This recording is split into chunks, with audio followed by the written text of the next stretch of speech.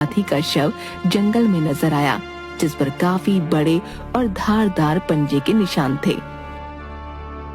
अरे इतनी बेरहमी से किसने इस हाथी को मारा है? इसके शरीर पर जैसे निशान है, उससे तो यही लग रहा है कि जैसे ये किसी जानवर के पंजे के निशान नहीं, जरूर कोई और बात है। गोलू ने आवाज महसूस करने की कोशिश की तो उसे दूर पहाड़ों के पास से रहस्यमयी आवाज सुनाई दी। गोलू को होने वाली किसी अनहोनी का एहसास हो गया था। वो दौड़कर वापस गांव की तरफ भागा और सीधा कालू के पास आया। भाई गजब की कयामत देख कर आ रहा हूँ। मरे हुए हाथी पर बड़े से पंजे के निशान हैं, जो किसी जानवर के भी नहीं लग रहे। ऐसा लग रहा है जैसे कोई पहाड़ जैसा इंसान उस हाथी की अंतड़ियां नोच दिया है। क्या तुझे ये सब कैसे मालूम कि वो निशान किसी जंगली जानवर के नहीं है बल्कि इंसान के हैं? भाई मैंने अपने कानों से उस आवाज को सुनकर महसूस किया है।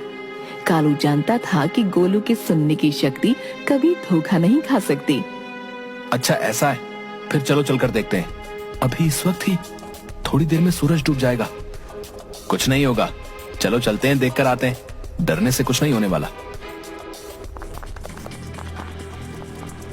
जंगल घना था, इस वजह से दूर तक देख पाना संभव नहीं था, पर नदी के पास ही एक ऊंचा शीशम का पेड़ था, जो पहाड़ के उस चोटी से लगा हुआ था, जिसके ठीक दूसरी तरफ के पहाड़ों से वो रहस्यमयी आवाजें आ रही थीं।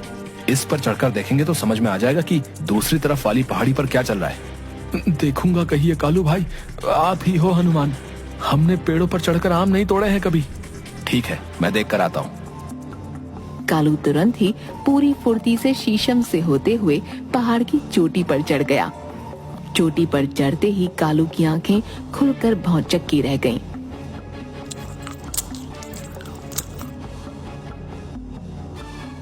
भाई सच में कयामत आने वाली है। ऐसा क्या देख लिया दूसरी तरफ? एक पहाड़ जैसा वन राक्षस अजगर नोच कर खा रहा है दूसरी वाली पहाड़ी पर। मैंने पहले ही बताया था उस आवाज के बारे में। चलो अब वापस चलो, गांव वालों को बताते हैं। जंगल से गांव की तरफ वापस जाते वक्त पूरा अंधेरा हो चुका था। गांव तक ले जाने वाली पगडंडियां ठीक से दिखाई देना बंद हो गई थीं। अचानक ही कालू और गोलू रास्ता भटक गए।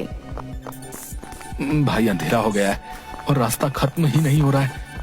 हाँ भाई, मुझे भी ये पगडंडियां अनजानी सी लग रही हैं। लग रहा है हम रास्ता भटक गए हैं। दोनों अपनी जगह पर रुककर इधर उधर देखने लगे।